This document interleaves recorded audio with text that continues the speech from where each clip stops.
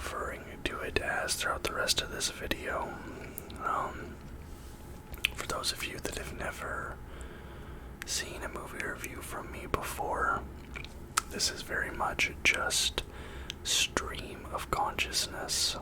This is not a structured review in any way. I just got back from the movie theater about an hour ago, sat down, made dinner, talked about it with a friend who saw the movie separately from me, tried to get my thoughts together about it. But now I'm sitting down to record this. Also, I do not do spoiler-free reviews. Since this is stream of consciousness, I'm just going to be talking about everything, bouncing all over the place, so if you're trying to avoid spoilers, this is not the review to watch.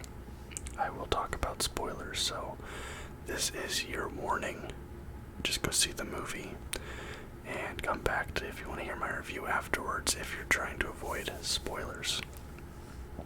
Alright, 3, 2, 1, okay, they're gone now. So, I don't know, man, this movie, I don't know. I really wanted to like this movie coming into it. Doctor Strange is one of my favorite Marvel characters in the comic books. In the MCU, I've always liked the addition of Doctor Strange, especially after the death of Tony Stark. Him moving into more of a leadership position with the Avengers, and him becoming the Sorcerer Supreme that, I love in the comic books. My main issue with Doctor Strange in the MCU films, and this is an issue that is still present in Multiverse of Madness, is that he's very nerfed and weak compared to how he is in the comic books. And I don't know, maybe with how this movie ends, they're kind of opening up the door to him becoming more of how he is in the comic books, hopefully. But man, I don't know. This movie was really a mixed bag for me. Like I just said, I really wanted to like it, and the parts of this movie I did like.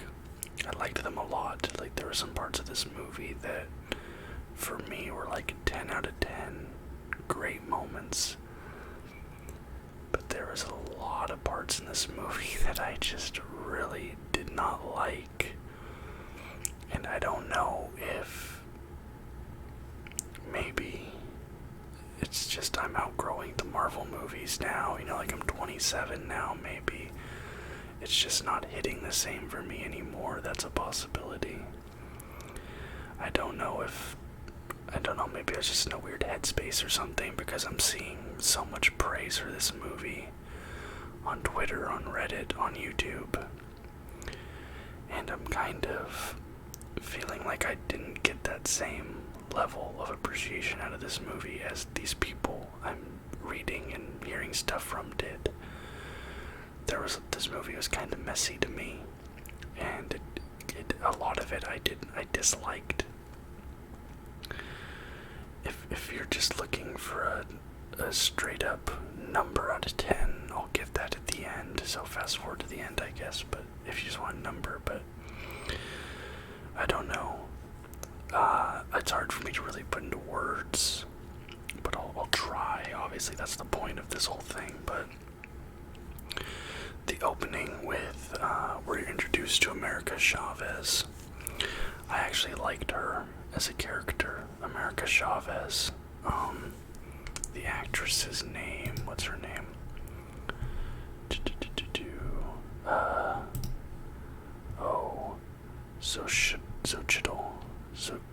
Xochitl Gomez. I'm not sure how you pronounce her name. It starts with an X. I'm sorry. I'm not good with Spanish names, but she was really good, I thought, and I didn't realize she was only 16 for being only 16 years old. She was a good actress, and I can see her having a good career ahead of her. I liked her. That was not my issue with the movie. I guess the concern kind of set in for me when the movie is opening up, and within like the first half hour, we already have Wanda attacking Comertage, attacking the sorcerers, and trying to kidnap America. What's her last name again? America Chavez, that's right. And I was kind of sitting in my seat, and I was like, we're already getting to this point. Like, this movie just started. And I don't know, I felt like the pacing in the first little bit was just all over the place. And then Wanda attacking the sorcerers, I don't know. Like I said, I'm going to be bouncing all over because my thoughts on this are so complicated. But again, just on full display in this entire sequence, especially the repetition of Doctor Strange fighting against Wanda, where he's just like so nerfed and weak compared to how he's supposed to be. The wedding scene, I kind of liked the wedding scene, because at first I honestly thought it was a funeral, and then the guy sitting next to Strange makes the comment like, oh, but you couldn't get the girl. And then the wedding march started, so I was like, okay, like I liked that, and I liked how he was talking to Christine, and it kind of set up what their relationship was going to be throughout the movie. And I also liked his confrontation with Wanda. When he figures out that the demon thing that was hunting after America,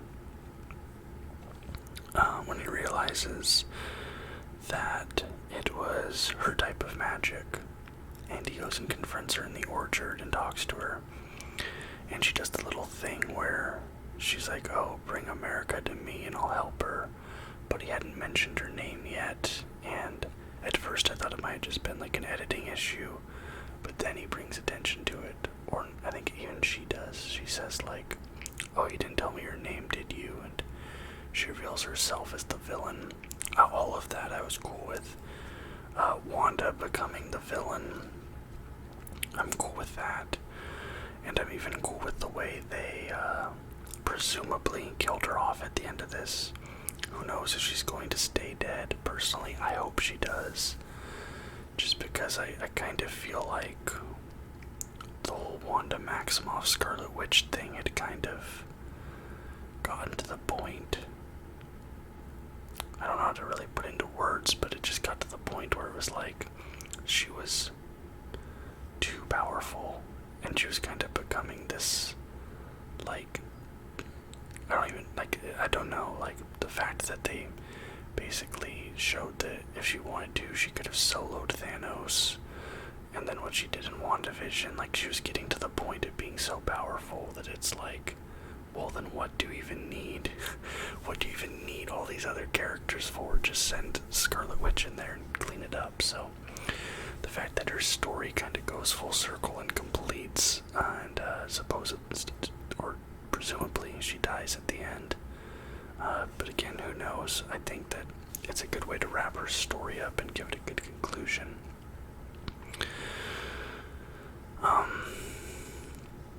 But I don't know, there was just so many moments in this where I was just sitting there and I was like,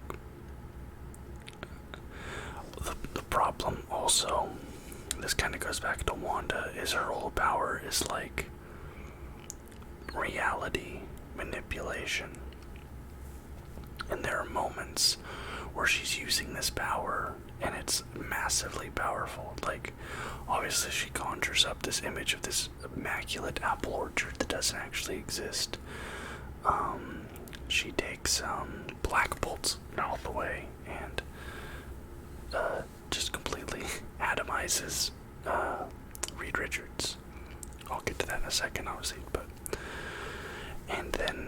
so she's doing all these extremely powerful things.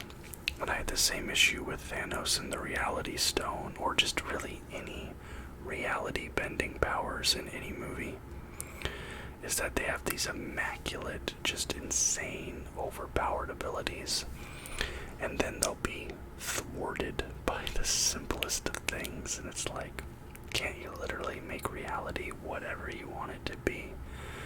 It's like she's doing all this stuff and like solos the Illuminati,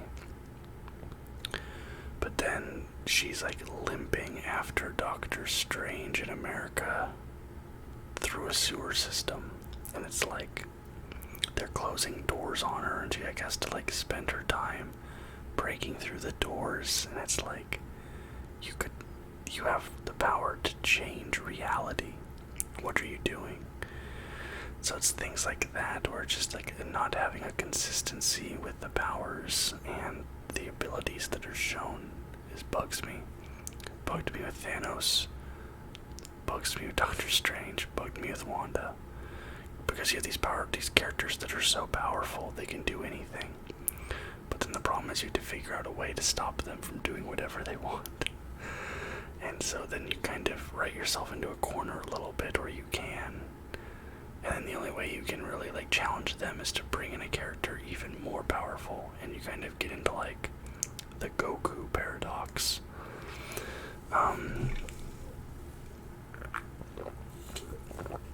The Illuminati. I really hope this is not the one and only time we see John Krasinski as Reed Richards. I know fans had been begging for him to be Reed Richards for years. And he was like the #1 fan cast for Reed Richards.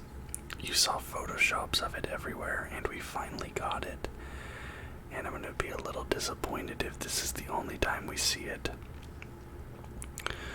It's possible that he won't, because through the multiversal, different universes, it was always the same actors playing the same characters, so maybe Reed Richards will appear in Earth 616, who knows, but John Krasinski as Reed Richards was perfect. Seeing Captain Carter, that was awesome. And then Professor Xavier, then I think he also had Black Bolt, and he had Mordo. And I'm missing one. I know I'm missing one. Captain Marvel. Now, the sequence was cool. That fight, it was very gory, very brutal, and it reminded me of Invincible a little bit, which was a good thing. I think that's probably the goriest, most brutal sequence we have ever seen in an MCU film, and I was all about it. The only thing I took issue with was Professor Xavier just getting murked so easy. Like, Professor Xavier is the most powerful telepath in the Marvel Cinematic, in the Marvel Universe. And this was kind of based off of the Tower of Babel storyline. And in the Tower of Babel storyline, Professor Xavier is actually the one that he shows Wanda her children. And basically, if I remember correctly, kills them in front of her. Professor Xavier's like, they're not real, Wanda. You're not a mother, Wanda. And just like is destroying her children in front of her. So I was expecting a little more out of Professor Xavier than him just getting his neck snapped, like especially for a character that powerful. So that was a little disappointing. Or I'm like, Professor X probably should have put up more of a fight than that. But so should Doctor Strange. Every single time he fought the Scarlet Witch instead of just getting tossed around like a child. But that's been a problem I've had with the MCU for a while now, is Doctor Strange. I mean, let's not talk about the fact that in Endgame he's just holding up the water for a while, because if he actually got into the fight, like, he would have just whatever. I don't know, like, this movie also is very Sam Raimi. Like, this movie has Sam Raimi's name all over it, for better and for worse. The scene where Doctor Strange is fighting another version of himself, and they start fighting with the musical notes, and it's like kind of like an orchestra being played out between their fight scene. I personally liked it. I was talking to my friend, he did not like it. I saw some other people online who didn't like it, some who did, but like to me that was just like the most Sam Raimi thing that Sam Raimi's ever done. And of course he had your Bruce Campbell cameo, and he appeared at the post-credits scene as well, but I feel like I keep saying I don't know, but that's like the best way I can just say it. I really liked the first Doctor Strange movie. Doctor Strange is like my favorite MCU character right now, but I did not like this movie. I don't know if I need to go rewatch it and like see if I missed something. I don't know, man. Like, I'm trying to think of like specific things, but of course now that I'm trying to talk about it, some of that's slipping my mind.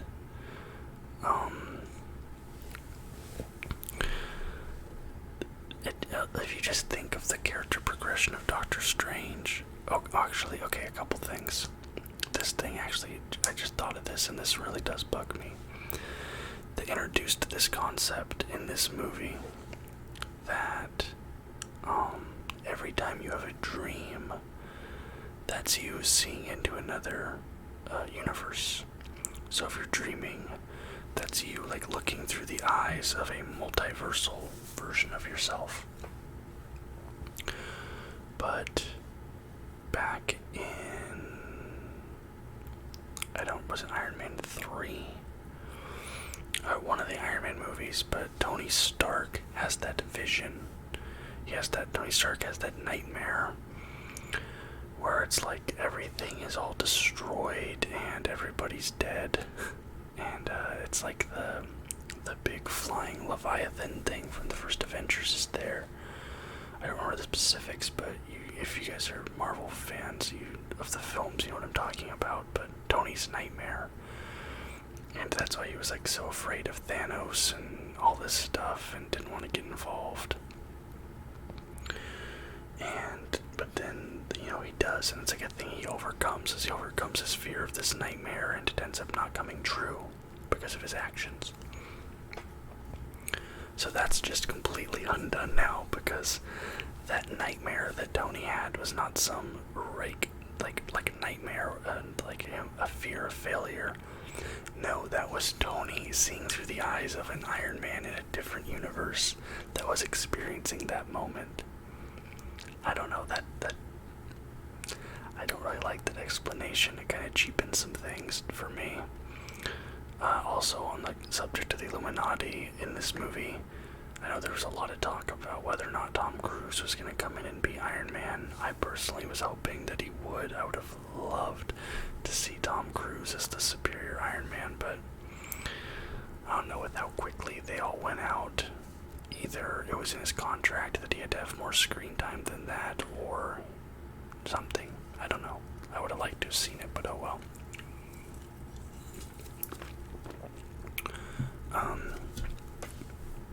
Another thing I disliked. Wong. Wong has consistently been one of my favorite characters in the MCU. Like, every time Wong shows up in anything, he's like never the main focus. But I've always liked his character.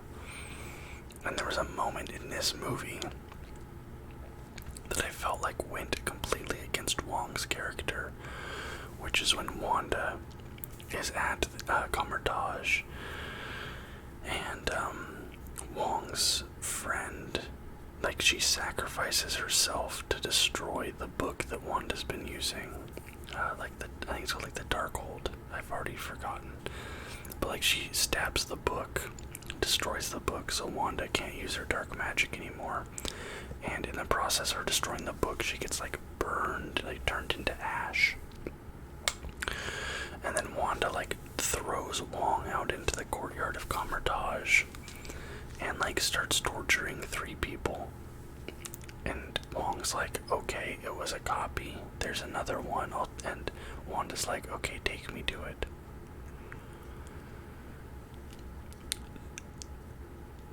I can't even. So, less than a minute after Wong's friend just sacrificed herself to stop Wanda, less than a minute, this woman just died to destroy this thing that Wanda was using for her power. Wong immediately cheapens that sacrifice. That woman sacrificed herself in vain and just gives it all right on back to Wanda.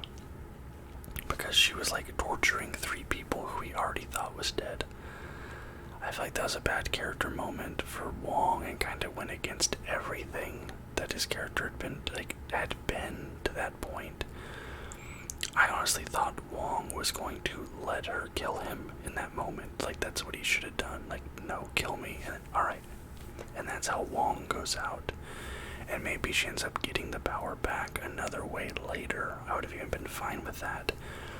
But Wong just immediately giving it up, that didn't sit right with me. I didn't like that moment. I think it was the Book of Ashanti, is that what it was called? That it's immediately destroyed by Scarlet Witch, so that book that has anything a sorcerer needs, that's gone. Hopefully not for good, because Doctor Strange is going to need that. Because if Doctor Strange remains at his current power level going forward, I'm not a fan of that decision. Obviously, the post-credits scene sets up something. Doctor Strange has his third eye open now after using the book. I think the Darkhold again, I think. And so obviously it's kind of alluding to the fact that he's tapped into more power.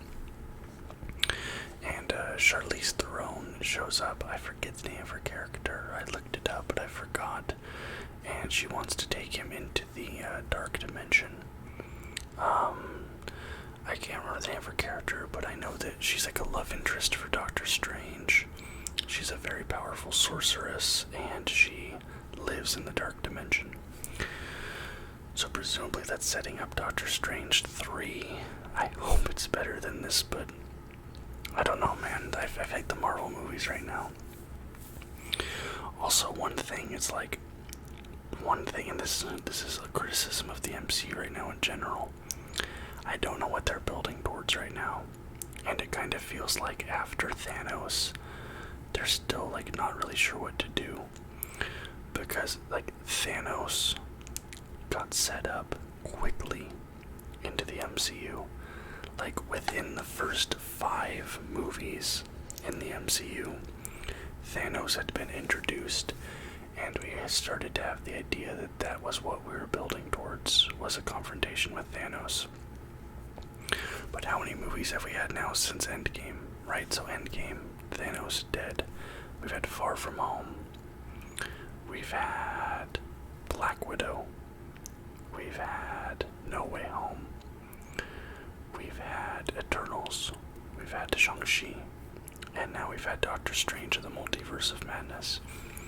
We've had 6 Marvel films since Endgame finished.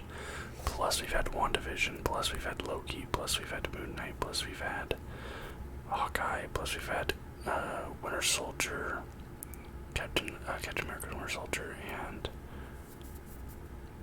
I think I'm missing one show.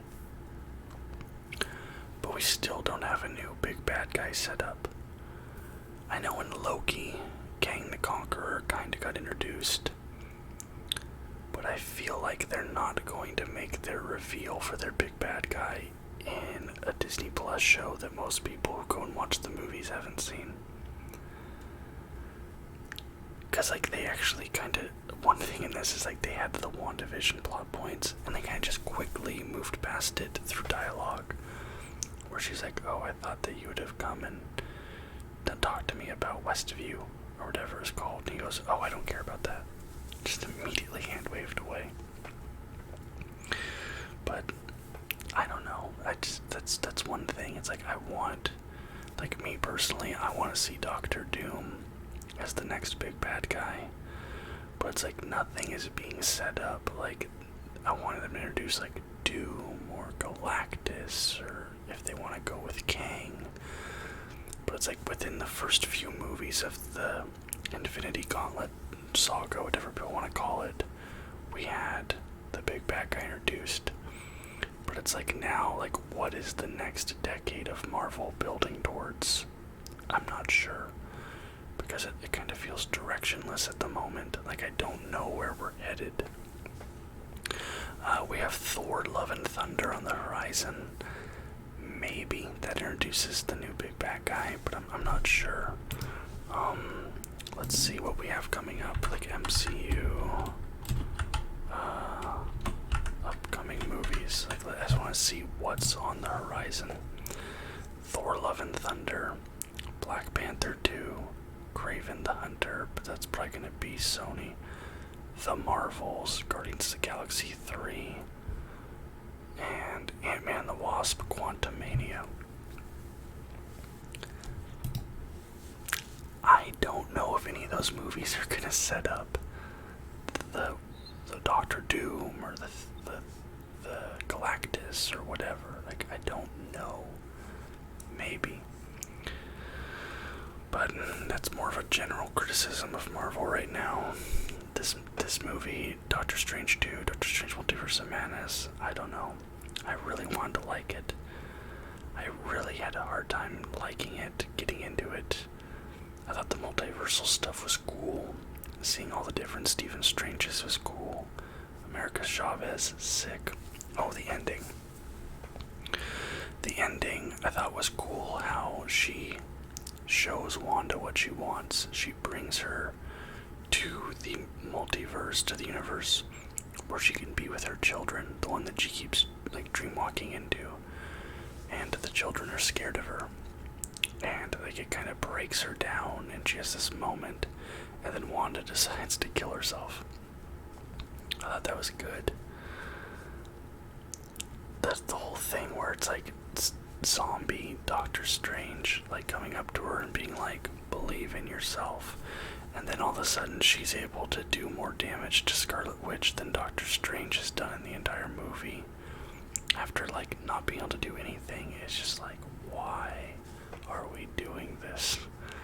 I loved the way she showed her the alternate reality, but it's just like, I feel like I wish we would have gotten to that destination a different way. I don't know, I'm sure I'm missing some talking points I'd love to bring up here, but I can't think of them at the moment. This might be controversial, you guys might disagree with me, but I don't know. I so badly want to like this movie. I was really excited for it. I just could not do it. I don't know. Let me know in the comments down below. I want to hear any and all feedback that you guys have. If you've seen the movie, what you thought about it. If you liked it, if you disliked it. If you agree or disagree with any of the things I brought up in this review. I'd love to hear it, because I don't know. I feel like this movie is such a mixed bag for me. It's hard for me to really put into words, but if I had to give it a number, I think right now I have to go 4 out of 10, maybe even like 5 out of 10 at best. But maybe I'll change my mind if I see it again. I'm definitely gonna watch it again when it comes to Disney Plus, just to like see if I was being crazy, but we'll see. But for the time being, my score, 4 out of 10, which really sucks, because for me, the first Doctor Strange movie is like a 9 out of 10. It's one of my favorite Marvel movies. Anyways, if you liked the review, please leave a thumbs up. Subscribe to the channel for more content just like this every single day. And until next time, guys, bye-bye.